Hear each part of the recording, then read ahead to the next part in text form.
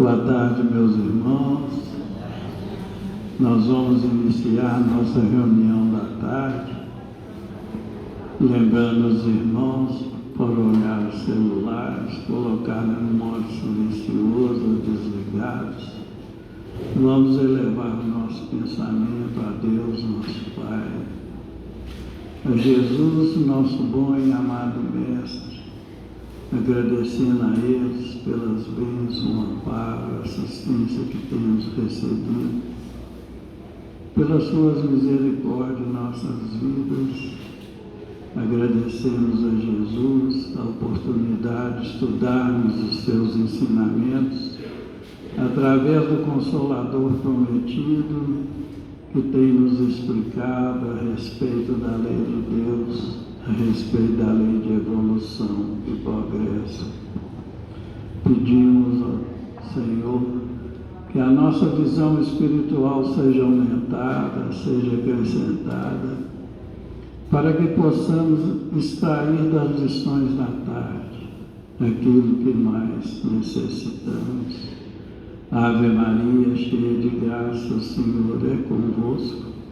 Bendita sois vós entre os anjos, bendito o fruto do vosso ventre, nasceu Jesus. Santa Maria, Mãe de Jesus, rogai a Deus por nós, pobres pecadores, encarnados e desencarnados, hoje, agora e sempre, que assim seja.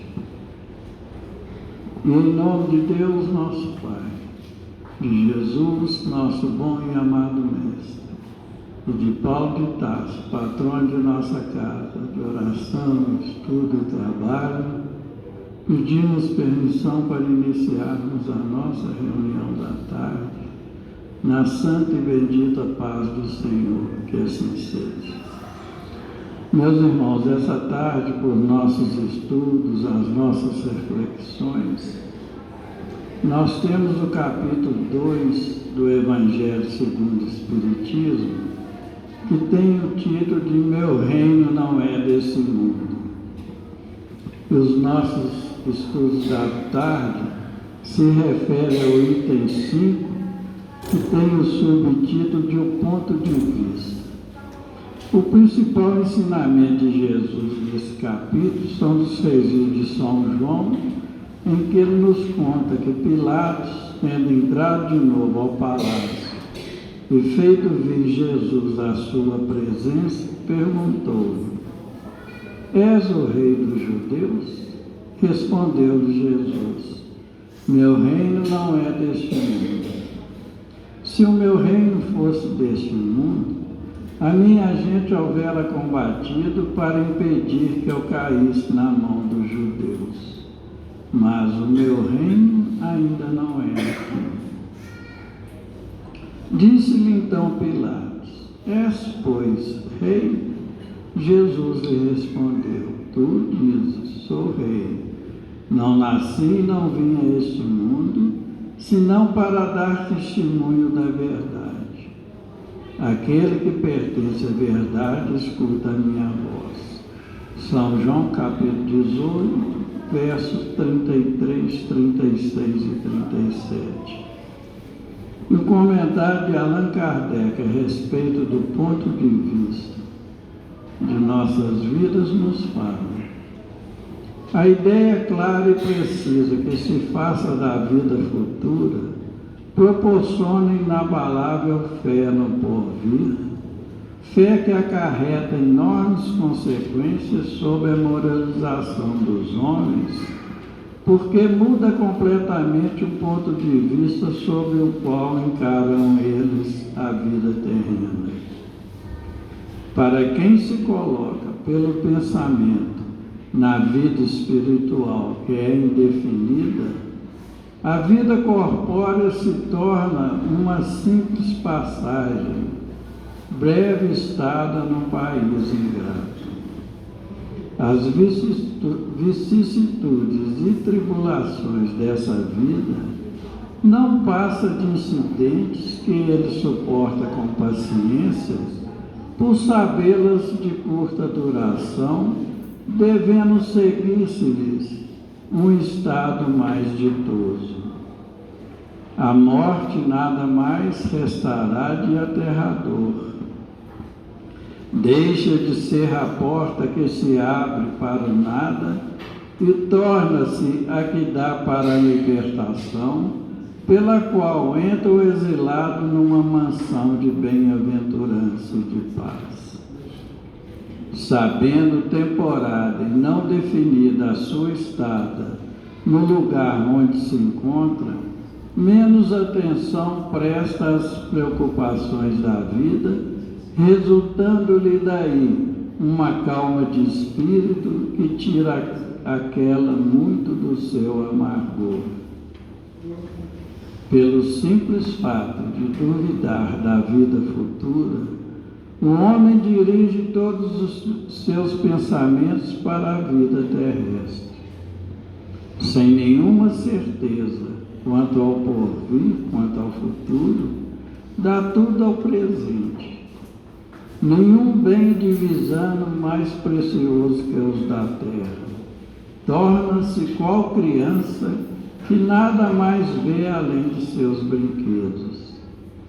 E não há o que não faça para conseguir os únicos bens que lhe afiguram reais.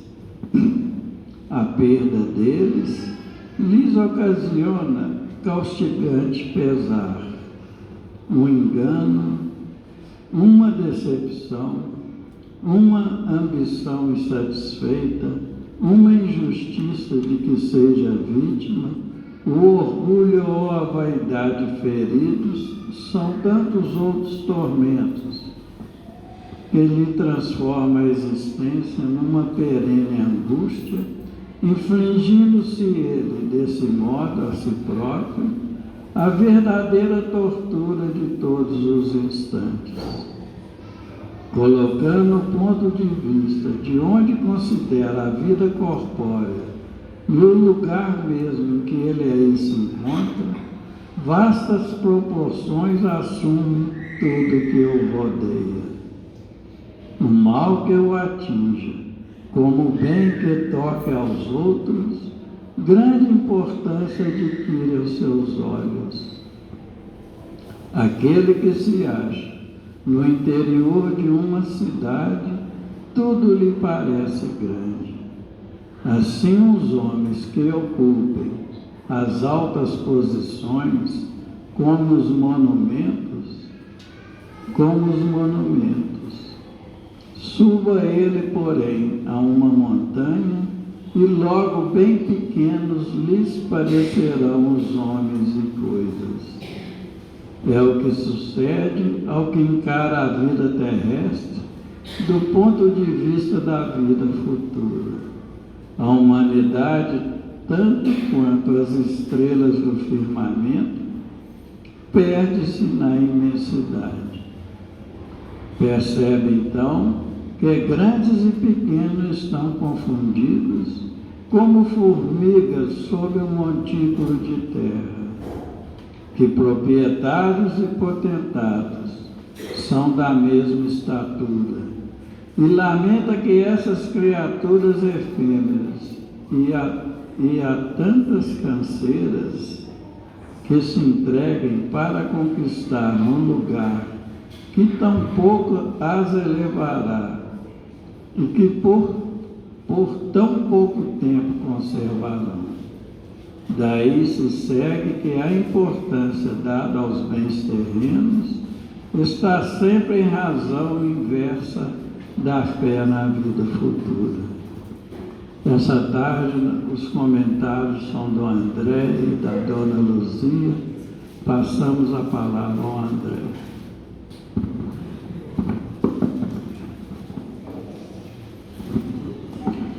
Meus queridos irmãos, boa tarde a todos. Que Deus nos ampare, nos proteja, nos ilumine, continue nos intuindo e nos guiando. A lição de hoje, conforme a gente pôde ver, é a lição do capítulo 2. Meu reino não é deste mundo. E quando a gente começa a fazer a leitura do capítulo, como o próprio Soevando fez, nós temos aqui uma lição de São João lá do capítulo 18, versículo 33, 36 e 37 do seu Evangelho. Para a gente entender o contexto da época, Jesus, ele foi interrogado por Pôncio Pilatos. E ele foi interrogado nesse momento lá no pretório romano. E é interessante a gente, fazendo um estudo profundo e até mesmo fazendo a leitura daquilo que aconteceu naquela época, a gente percebe que, tendo em vista que Jesus trouxe algo diferente e que levantou inúmeras reflexões ao povo ali daquela época e que gerou receio e medo, inclusive daqueles religiosos do Sinédrio, chegou uma hora que Jesus, ele foi preso por esses religiosos, foi levado até o Sinédrio e lá eles resolveram entregar Jesus para Roma, informando a Pilatos que Jesus estava se denominando rei dos judeus. Diante dessa situação, o único que naquela época tinha o poder da pena capital era o governador, então, ali da região, que era Pôncio Pilatos. A partir do momento que Jesus foi levado a ele interrogou Jesus. E essa passagem que nós temos aqui do Evangelho de São João foi justamente esse interrogatório que Jesus teve, essa conversa que Jesus teve com Pôncio Pilatos. E essa frase que Jesus trouxe, que o reino dele não era deste mundo, é uma frase que percorreu séculos, onde até hoje, se formos muitas pessoas, não possuem e não conseguem interpretar e entender o verdadeiro significado dessa frase. E aí, o Consolador prometido, a doutrina espírita, por meio do Evangelho de Allan Kardec, traz para a gente um ponto de vista diferente e traz para a gente uma reflexão profunda sobre essa passagem de Cristo. O diálogo entre Jesus e Pilatos, ele é um diálogo muito simples, onde Pilatos, de forma direta, procurando inclusive defender os interesses de Roma, que era o que ele tinha que fazer pela a estatura e pela a função que ele exercia naquela época, e ao mesmo tempo com receio da multidão lá fora, que já tinha um sentimento contrário àquela ocupação de Roma na região, ele falou: olha, eu preciso apurar isso de uma forma mais direta com esse que foi entregue pelo Sinédrio. E foi a pergunta: és o rei dos judeus? Foi direto, sem rodeios. E aí Jesus respondeu: meu reino não é deste mundo. Se o meu reino fosse deste mundo, a minha gente houvera combatido para impedir que o caísse nas mãos dos judeus, mas o meu reino ainda não é daqui. Então Jesus foi assim, direto: olha, meu reino não é deste mundo. Tanto que se fosse, aqueles que me seguem tinham tentado impedir a minha prisão, tinham tentado impedir que eu fosse levado ao Sinédrio. Disse então Pilatos: és, pois, rei?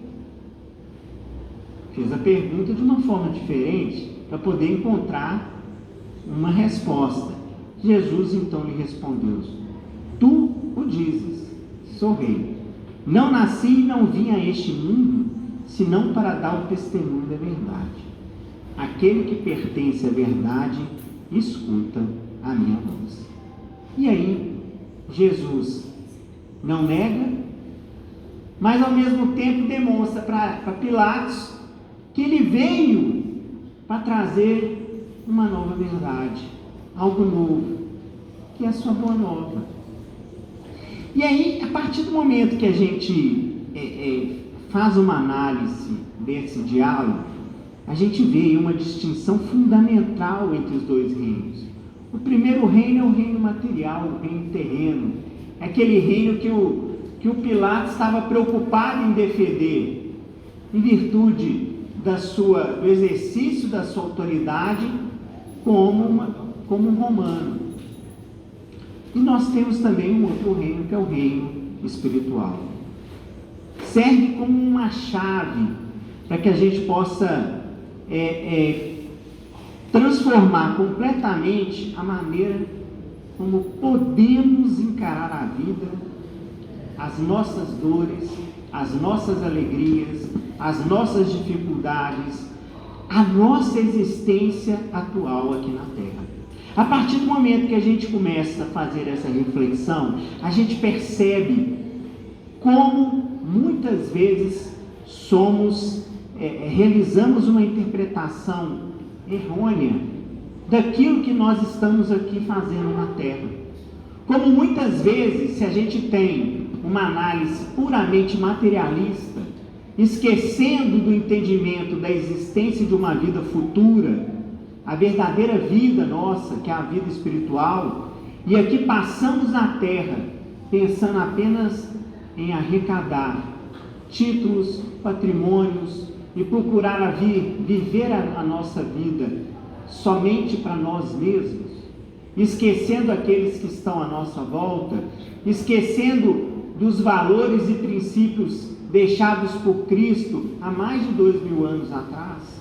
A partir desse momento, a gente começa a perceber a diferença daquele que possui o entendimento necessário para viver uma vida tranquila, de paciência, de resignação, de calma, de entendimento e ao mesmo tempo daquele que vive a vida apenas voltado ao lado materialista, de egoísmo, de arrogância, de orgulho, de vaidade, de prepotência.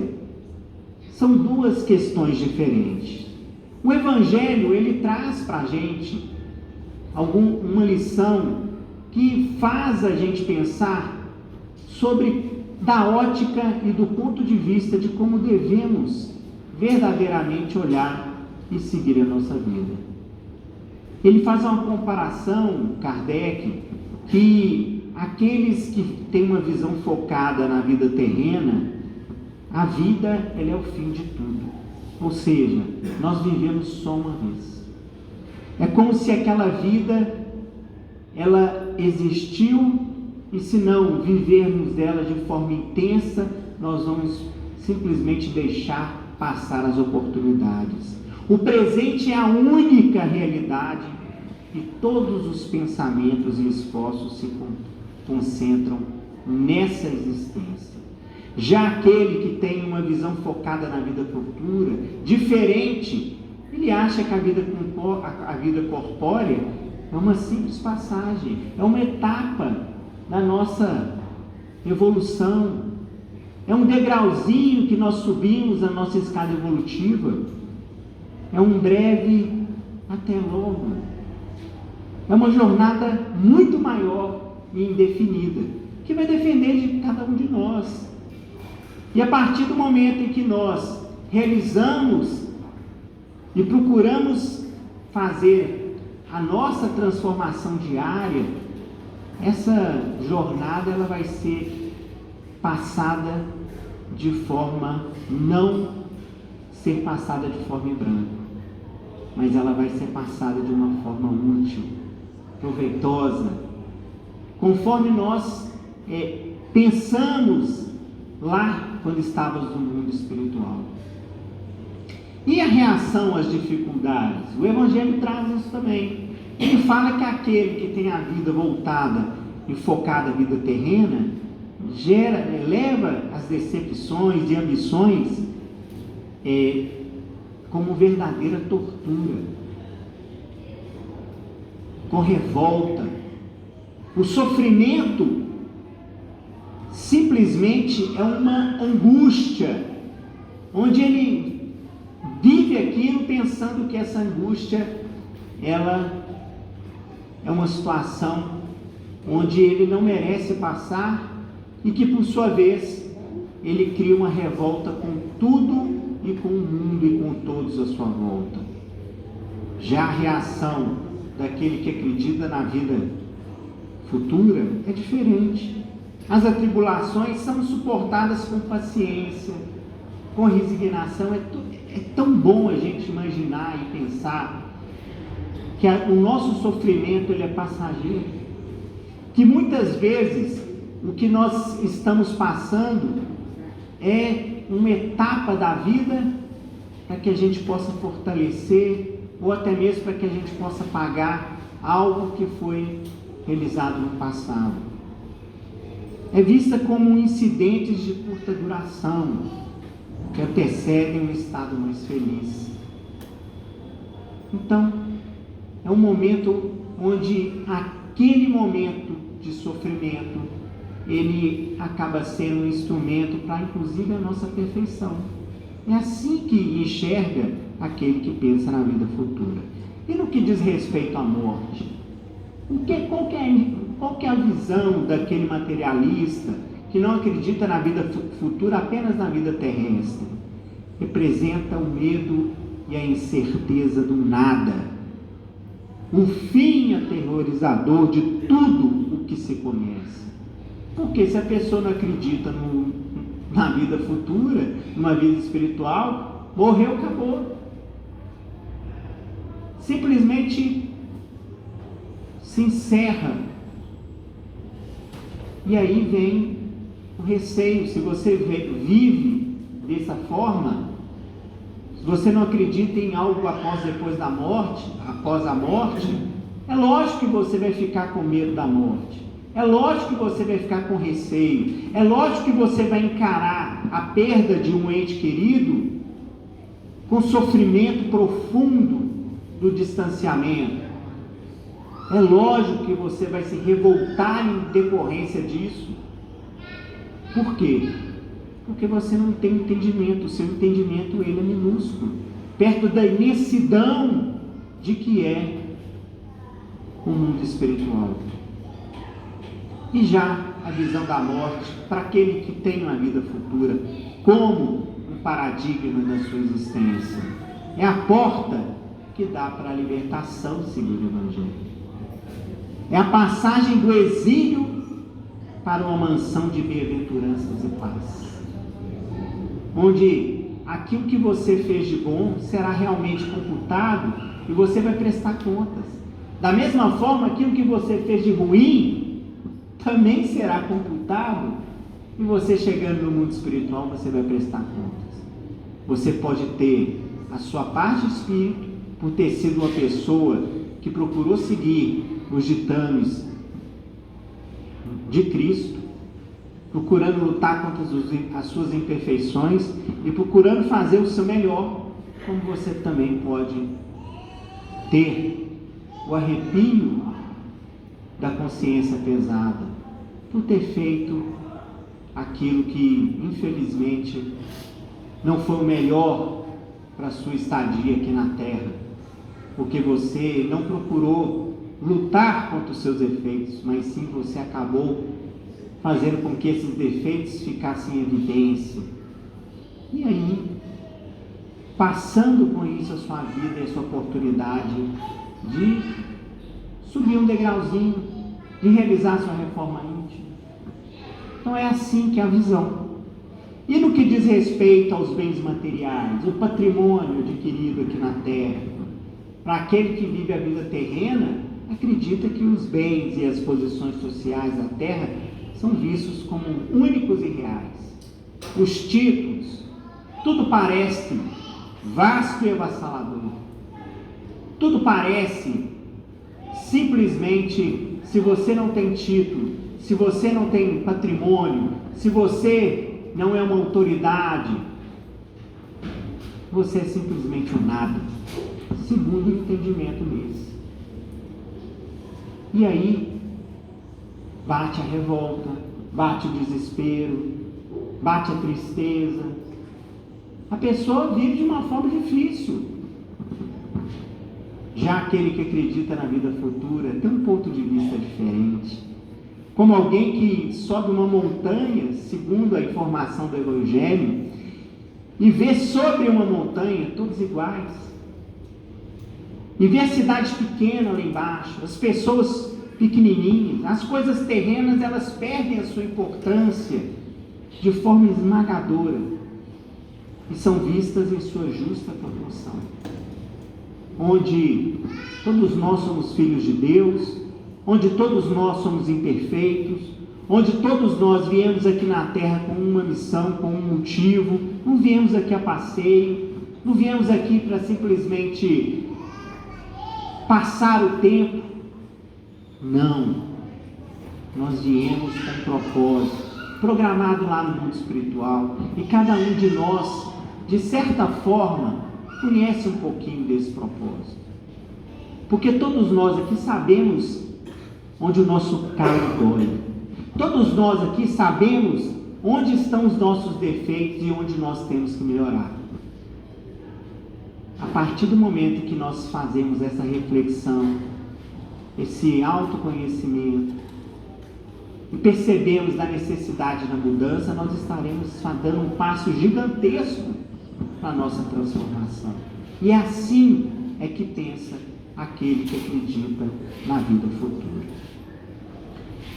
Nós temos a oportunidade da reencarnação, que foi nos dada por Deus, e Deus foi tão misericordioso que quando Ele proporcionou isso para todos nós, conhecendo a vida futura, conhecendo que, sabendo pela nossa doutrina espírita que essa reencarnação ela não é a primeira, que a gente teve outras oportunidades atrás, que o que morre é o nosso corpo, mas o nosso espírito é eterno. A partir do momento em que nós sabemos disso, nós entendemos que a forma como Jesus, há mais de 2000 anos atrás, ele conversando com Pilatos, falou que o reino dele não era desse mundo, foi uma forma a demonstrar para nós todos que de fato a nossa verdadeira família, a nossa verdadeira vida é espiritual. E que lá Jesus é referência. Hoje aqui na Terra Ele é a nossa referência maior, como o ser mais puro que passou e deixou um ensinamento onde não escreveu uma palavra sequer. Aquilo que nós sabemos foram transcritos por aqueles que o seguiram. Mas mesmo não escrevendo uma palavra sequer, Ele deixou a força do seu exemplo. E mostrou a necessidade de mudarmos o nosso comportamento e seguirmos conforme os seus ensinamentos. Com o intuito de ilustrar a lição de hoje, trago para vocês uma lição do livro Jesus no Lar. É um livro que eu tenho para mim como um dos melhores livros, todos são muito importantes na psicografia de Chico, mas esse livro Jesus no Lar, na minha humilde concepção, e aí é um pensamento meu, ele de uma forma didática, ele traz muitas lições da vida de Jesus, aquelas que foram contadas pelos evangelhos, mas os bastidores, o making of, de uma forma contada diferente por Ney Lúcio, onde traz histórias vividas por Jesus e seus apóstolos, quando estavam na casa de Pedro, ou quando estavam viajando, reunidos, e ali Ney Lúcio, utilizando os mecanismos que nós desconhecemos do mundo espiritual, psicografa inúmeras lições que foram vividas por Jesus pela psicografia santa de Chico Xavier. E essa, uma das lições, é a lição 24, chamado Os Sinais da Renovação. Ante a assembleia familiar, o mestre tomou a palavra e falou persuasivo. E quando o reino divino estiver às portas dos homens, a alma do mundo estará renovada. Olha como Jesus falou para os seus discípulos antes mesmo dessa passagem com Pilatos. E quando o reino divino estiver às portas dos homens, a alma do mundo estará renovada. O mais poderoso não será o mais desapiedado, e sim o que mais ama. Então ele falou, o mais poderoso não vai ser aquele que é mau, não. Não é aquele que massacra as pessoas, é aquele que exerce, uma tirania das pessoas, mas sim aquele que mais ama. O vencedor não será aquele que guerrear o inimigo exterior até a morte, em rios de sangue, mas o que o combater a iniquidade e a ignorância dentro de si mesmo, até a extinção do mal nos ciclos da própria natureza. O mais eloquente não será o dono do mais belo discurso, mas sim o que alinhar as palavras santificantes aos próprios atos, elevando o padrão da vida no lugar onde estiver. O mais nobre não será o detentor do maior número de títulos que lhe confere a transitória dominação em propriedades efêmeras da terra, mas aquele que acumular mais intensamente os créditos do amor e da gratidão nos corações das mães e das crianças, dos velhos e dos enfermos, dos homens leais e honestos, operosos e dignos, humildes e generosos. O mais respeitável será o dispensador de ouro e poder, e sim o que melhor tiver o seu coração. O mais santo não será o que isola em altares no supremo orgulho espiritual, evitando o contato dos que padecem por temer a degradação e a imundície, mas sim aquele que descer da própria grandeza, estendendo mãos fraternas aos miseráveis e sofredores, levando-lhe a alma dilacerada aos planos da alegria e do entendimento. O mais puro não será o que foge ao intercâmbio com os maus e criminosos confessos, mas aquele que se mergulha no lodo para salvar os irmãos caídos sem contaminar. O mais sábio não será o possuidor de mais livros e teorias, mas justamente aquele que, embora saiba pouco, procura acender uma luz nas sombras que ainda envolvem o irmão mais próximo. O amigo divino pousou os olhos lúcidos na noite clara e resplandecente lá fora, em pleno coração da natureza, fez longo intervalo e acentuou. Então, meus irmãos, Jesus trouxe nessa lição qual que era o significado e quem seria no mundo divino o melhor vencedor, aquele que era mais eloquente, o que era mais nobre, o mais respeitável, o mais santo, o mais puro, o mais sábio. Ele trouxe a definição de vida futura, há mais de 2000 anos atrás, do que era, que nós deveríamos ser, para que a gente pudesse alcançar um degrauzinho da nossa evolução e, ao mesmo tempo, alcançarmos o objetivo, de fato, de viver uma vida futura diferente dessa que nós vivemos atualmente aqui na Terra. E aí, diante de tudo que ele trouxe, ele olhou para todos e completou.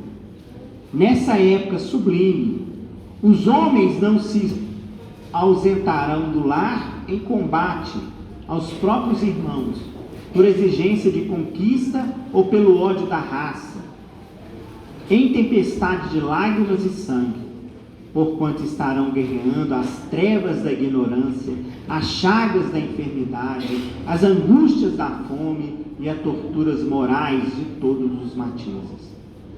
Quando o arado substituir o carro suntuoso dos triunfadores nas exibições públicas de grandeza coletiva, quando o livro edificante absorver o lugar da espada no espírito do povo, quando a bondade e a sabedoria predizerem as competições das criaturas para que os bons sejam venerados, quando o sacrifício pessoal em proveito de todos constituir a honra legítima da individualidade, a fim de que a paz e o amor não se percam dentro da vida, então uma nova humanidade estará no berço luminoso do divino reino.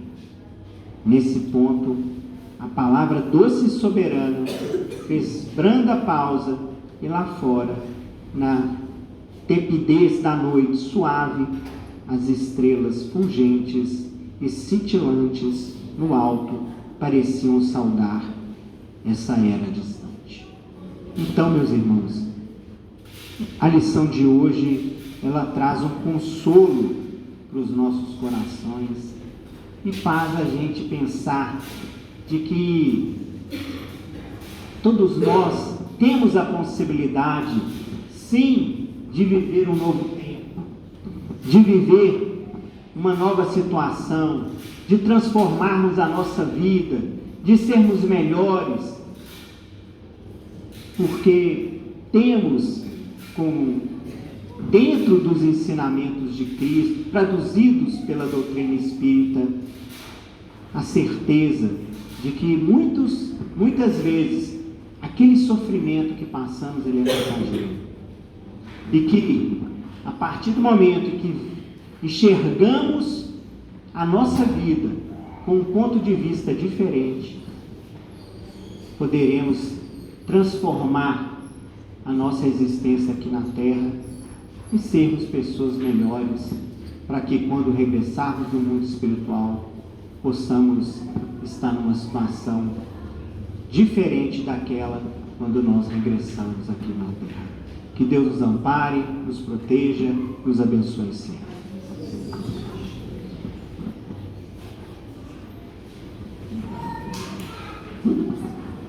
Meus irmãos, boa noite, boa tarde a todos. Desculpem, a idade chega, a gente, como falamos à noite também, a gente começa a mudar, né? A misturar.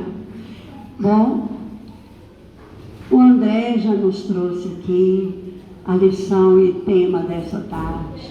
Nós pedimos a Jesus que continue nos abençoando, né, envolvendo cada um de nós nessa doce paz que Ele traz agora e que nós já sentimos aqui nesse local, para que nós possamos extrair dessas lições, das reflexões que estamos fazendo nessa tarde, tudo aquilo que nos será necessário para o nosso caminhar.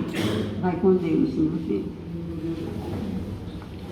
Bom, nós estamos estudando, como nos diz o André e o Evandro também ao ler, do Evangelho segundo o Espiritismo, o capítulo 2, em que Jesus nos fala de um outro reino, de um outro ambiente.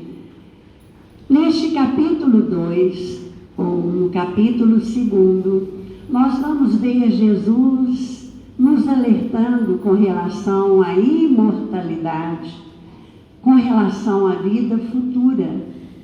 Jesus nos traz uma grande esperança, porque Ele diz assim para nós: você não vive somente do berço ao túmulo. Esse período, essa fração, esse pedaço de tempo não é a vida. A vida, ela é mais abundante. A vida real, ela prossegue.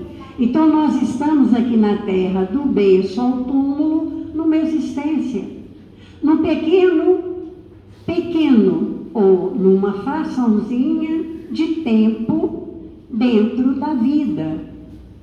E é isso que hoje o capítulo 2 vem falar conosco.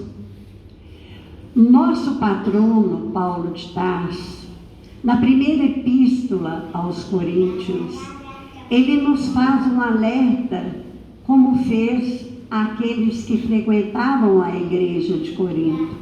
Está lá no capítulo 15, versículo 19. Ele diz assim para nós: se a nossa esperança em Cristo se limita apenas a essa vida, ou seja, a essa fração de tempo aqui na terra, somos os mais infelizes de todos os homens. Se nós achamos que Jesus cuida de nós somente aqui, nesse período que vai do dia que nós nascemos até o dia que vamos desencarnar, então nós não seremos felizes, porque nós confiamos em Cristo num tempo muito pequenininho dentro da eternidade.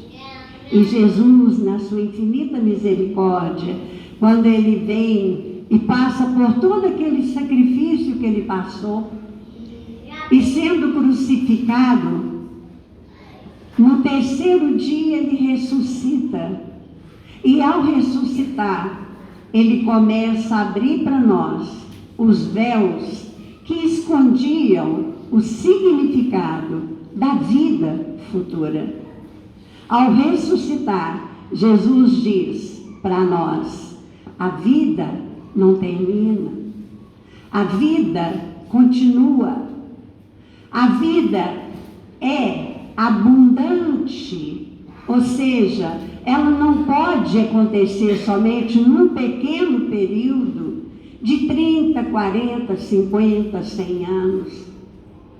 Ela é muito mais do que isso. É isso que hoje nós estamos estudando.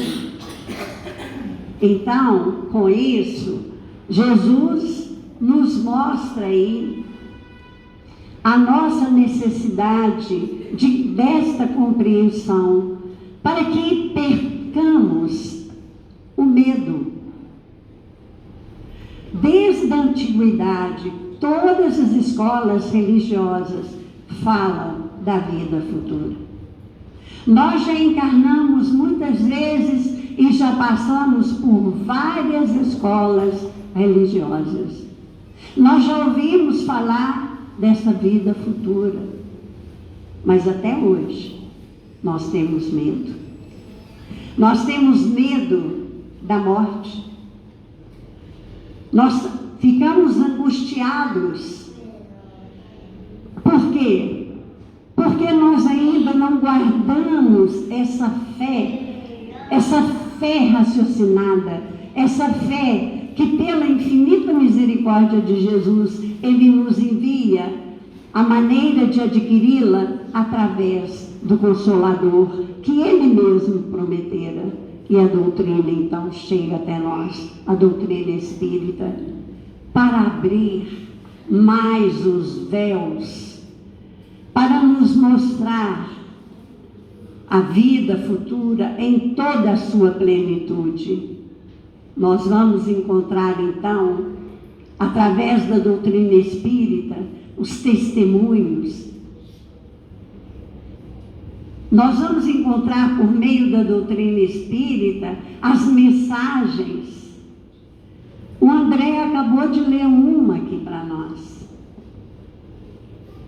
E para que a gente tenha um entendimento do que nós estamos dizendo, nós vamos relembrar aqui um pequeno conto, uma pequena fábula que nos é trazida no livro Contos e Apólogos, de Irmão X, um grande jornalista e escritor, Humberto de Campos.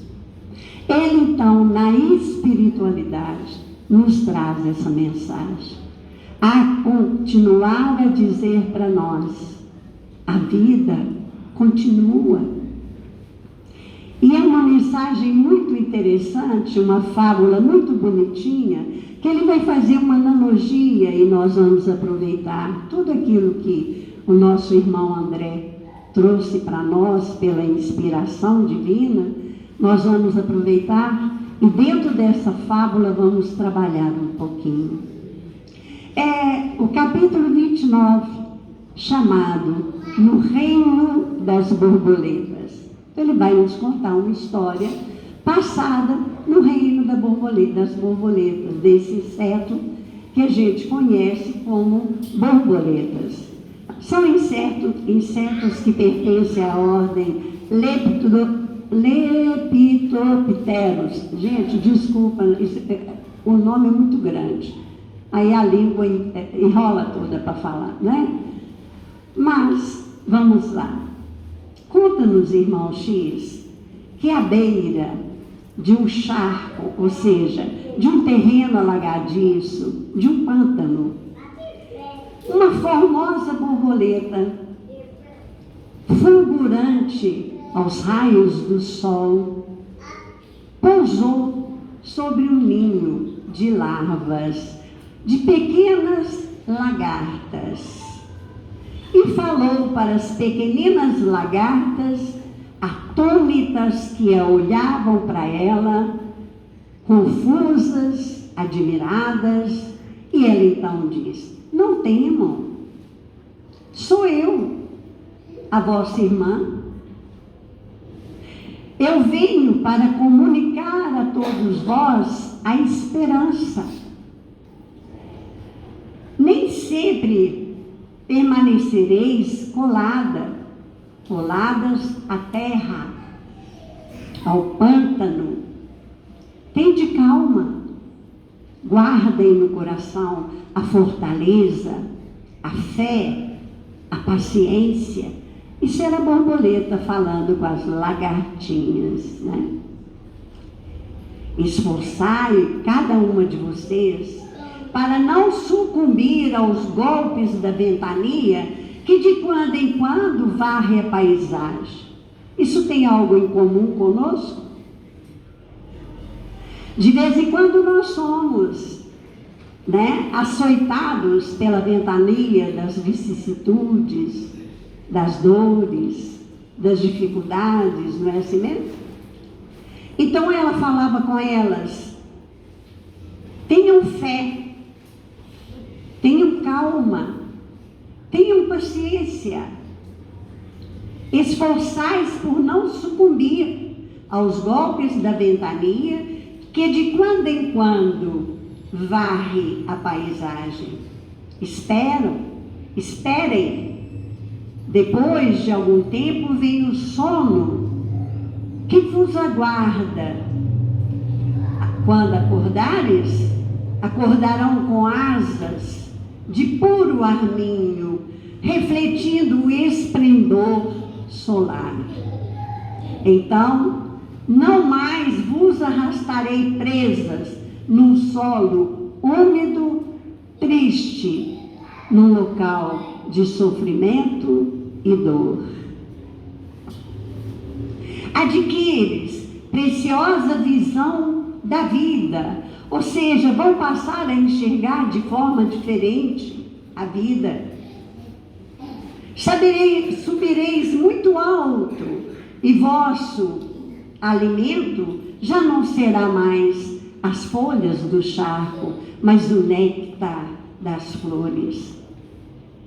Vão viajar deslumbradas, contemplando o mundo sobre um novo ponto de vista. Que é um novo prisma que a gente olha.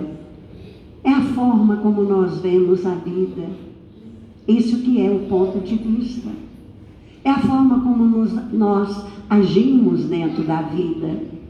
É aquilo que nós compreendemos da vida e achamos se está certo ou errado. Então ela continuou: de onde vocês estiverem, nas alturas, de lá vão observar o sapo que nos persegue constantemente.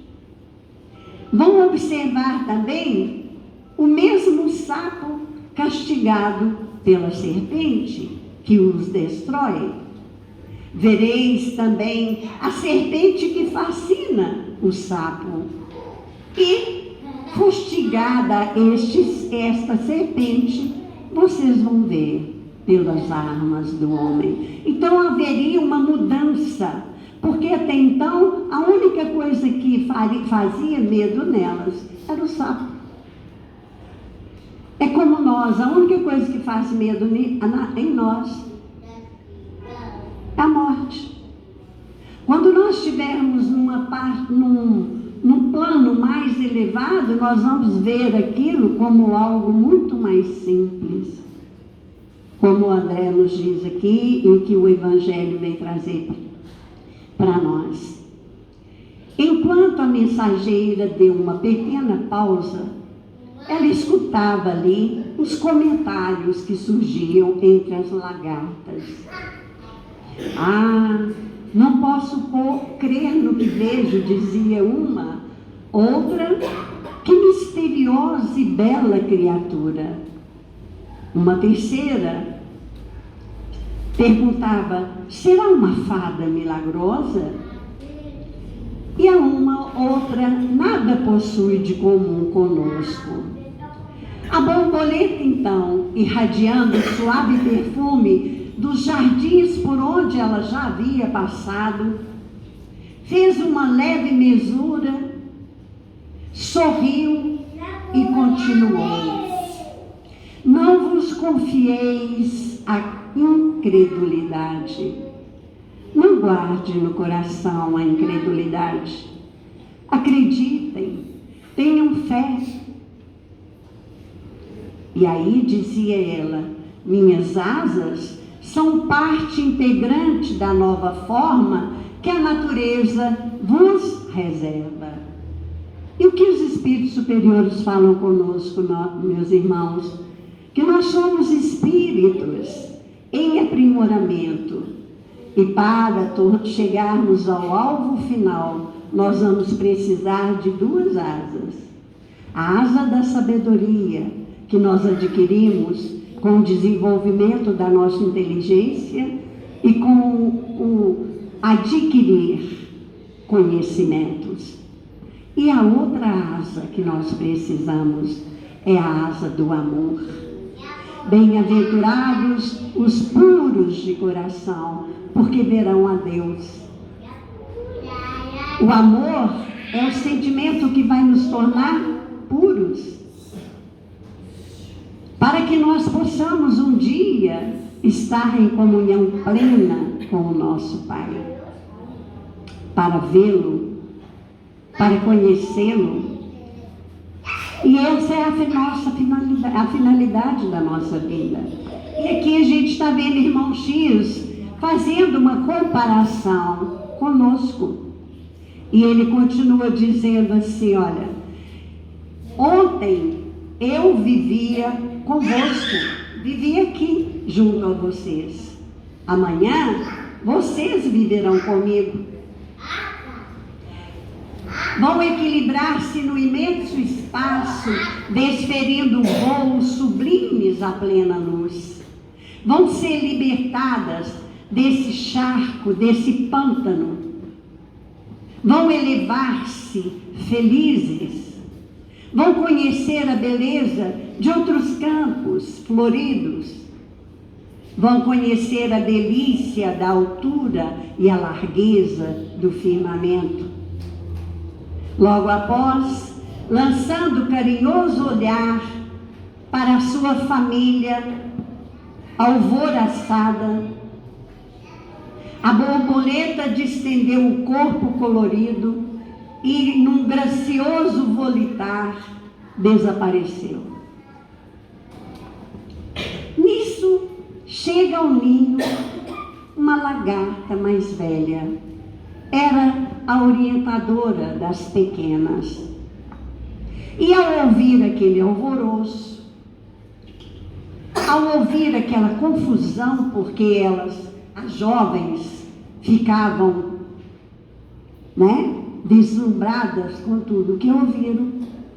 Essa lagarta, olhando as suas companheiras mais jovens, ordenou irritada: calem-se e escutem. Tudo isso é insensatez, é mentiras, são divagações. Fujamos aos sonhos e aos desvarios. Nunca teremos asas. Ninguém deve pensar nessas coisas. Nós somos lagartas, nada mais que lagartas. Sejamos práticas no imediatismo da nossa própria vida.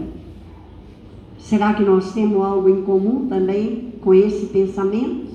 Com esse ponto de vista dessa lagarta mais velha? Daquela que servia de coordenadora, de chefe ali da colônia? Será que nós também pensamos que devemos ser imediatistas? Que devemos viver a nossa vida, né, em todo o seu esplendor enquanto estamos aqui encarnados? Que todos os nossos desejos e vontades devem ser cumpridas? E por isso mesmo não importa a maneira como eu vou alcançar aquilo? Será que pensamos assim? É para refletir. E aí ela continua falando com as suas discípulas. Esqueçam de pretensos, ou seja, de criações da imaginação, desses seres alados que não existem. Eles não existem. Esqueçam isso. Desçam do delírio da imaginação para a realidade da vida. A vida é aqui na matéria, é aqui nesse pântano, é aqui que nós vivemos. E ela continua: abandonaremos esse lugar amanhã, iremos para uma nova horta, que será a partir de agora nossa propriedade. Nossa fortuna, nosso tesouro está no pé de couve que passaremos a habitar. Devorar-lhe-emos todas as folhas. Precisamos simplesmente comer, porque depois virá o sono. O sono é a morte, e a morte é o nada.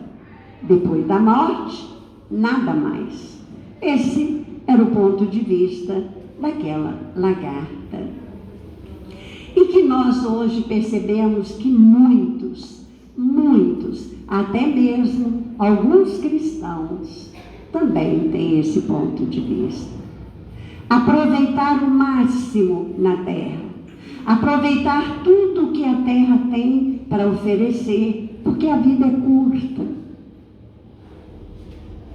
E aí, calaram-se, desencantadas, tristes, desoladas, as pequenas larvas. Caiu então a noite, e em meio à sombra, a lagarta-chefe adormeceu, sem despertar no outro dia. Estava ela completamente imóvel. As irmãs, preocupadas, observavam aquele curioso fenômeno e puseram na expectativa, na espera. Nós aprendemos que a lagarta, ela passa pela metamorfose. O sono é para o acontecimento desse fenômeno.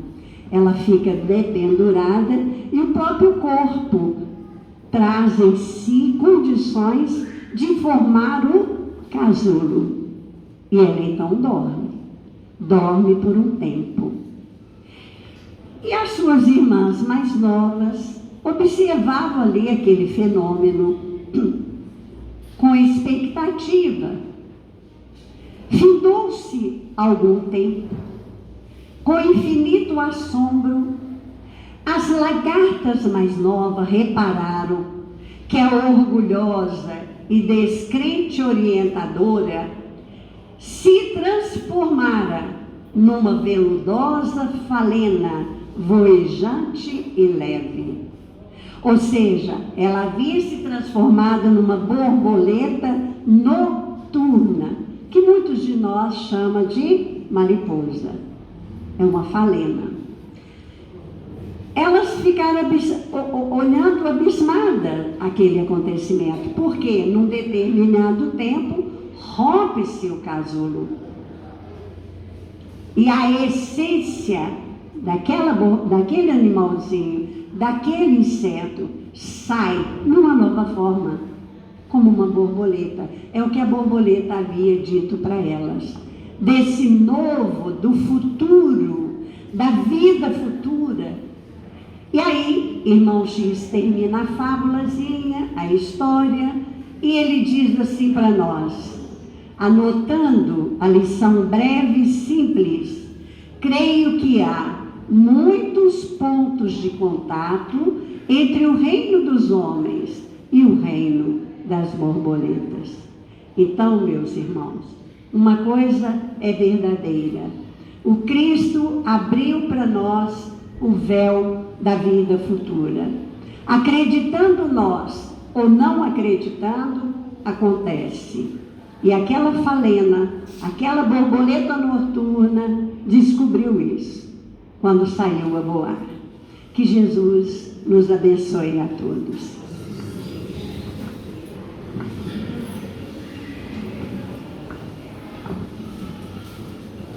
Meus irmãos, terminados os comentários da tarde, vamos agradecer a Deus, a Jesus, esses momentos de paz e reflexão.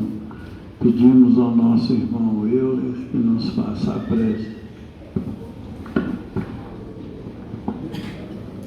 Pai de infinito amor e bondade, nesse instante, elevamos os nossos pensamentos a vós, em agradecimento às bênçãos do esclarecimento que o Evangelho, a Boa Nova trazida pelo vosso Filho amado, nosso Senhor Jesus, nos proporciona.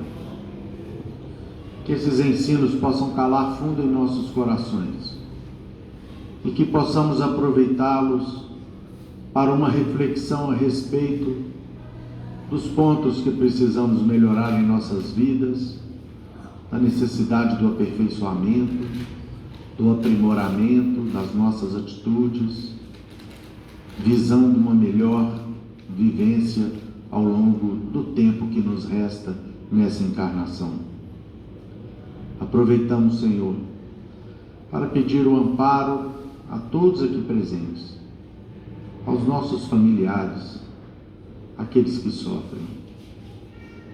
Que Jesus, nosso Mestre amado, continue com seu manto protetor sobre todos aqui presentes, os nossos lares. Que ampare esta casa abençoada,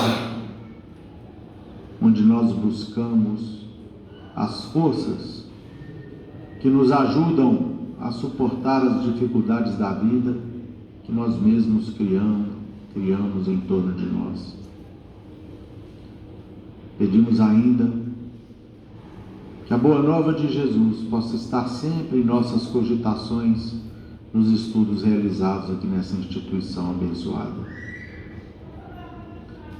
E que o Natal do nosso Senhor Jesus, que se aproxima, possa nos inspirar, a fim de que os nossos corações expressem sentimentos verdadeiros de pacificação, de solidariedade, de perseverança no bem. Que possamos, Senhor, inspirando nesse momento ímpar da humanidade, que foi a vossa vinda presencial aqui entre nós, também buscarmos no vosso Evangelho os motivos e a orientação para as nossas vidas. Pai nosso que estais nos céus, santificado seja o vosso nome. Venha a nós o vosso reino, Seja feita a vossa vontade, aqui na terra como no céu. O pão nosso de cada dia nos dai hoje. Perdoai as nossas ofensas, assim como perdoamos aqueles que nos têm ofendido. Não nos deixeis cair em novas faltas, livrai-nos do mal, pois que vossos são o reino, o poder, a majestade, a glória, para todo sempre, que assim seja. Essa prece, nós estamos encerrando a nossa reunião da tarde, na santa e bendita paz do Senhor, que assim seja. Os irmãos foram receber o passe, pedimos conforme a ficha. Vai ter ficha para médico, a Cláudia vai distribuir. Quem for receber, permaneça sentados.